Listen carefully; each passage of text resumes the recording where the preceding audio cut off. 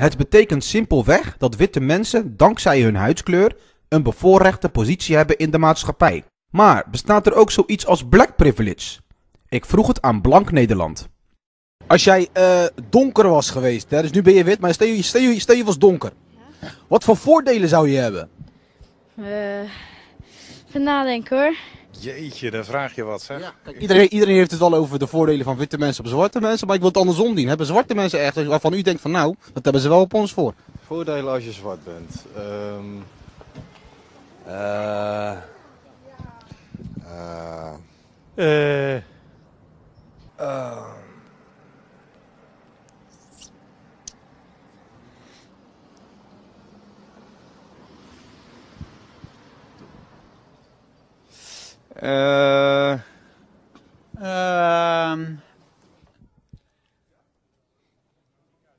Als je zwart was.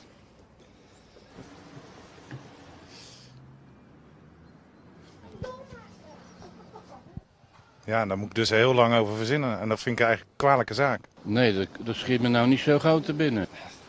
Ik weet het niet. Jong om eerlijk te zijn, ik zou het niet kunnen zeggen welke. Wat voor voordelen heb je daaraan? Ja, je hoeft niet in de zon te gaan liggen. Ik denk eigenlijk geen, behalve dan een beetje flauw om te zeggen dat je beter tegen de zon kan. Daar zie ik maatschappelijk gezien geen voordeel van. Niet. Zwarte mensen hebben maar geen voordelen hier in Nederland. Beter dansen. Ja, en beter kunnen zingen waarschijnlijk. Een positieve discriminatie geweest, denk ik. Dat ze dus eerder een baan kregen. Je hebt dat discriminatie van dat de zwarte de baan niet krijgt. Tegenwoordig heb je dat juist dat wordt gesubsidieerd. Nou, niet gesubsidieerd, maar dat het... dat is positieve discriminatie. Die zocht ik. Ja. Okay, dus als je zwart bent, dan kun je gebruik maken van positieve discriminatie. Ja, maar dat klinkt ook wel zo stom als je dat zegt, hè? Ja, het is misschien racistisch om te zeggen omdat je een groot hebt. Ja, minder snel beroofd.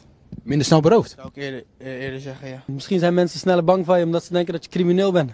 Dus dat is handig. Ja. Nou, als je zwart bent, dan straal je misschien wat sterker, denk ik, uit. Of... Ja, misschien had ik kunnen lopen. Goede lichaam, goede bouw om te fitnessen. Ja, had ik Zwarte Piet kunnen zijn? Ja, het verouderen. Ja, basketballen. Ja. En de meesten zijn beter in rappen. Dus misschien is dat een voordeel. Dansen, ik denk sterk gebouwd. Die hebben vaak minder rimpels en ze blijven vaak op hogere leeftijd blijven ze er goed uitzien. Rijk? Rijker?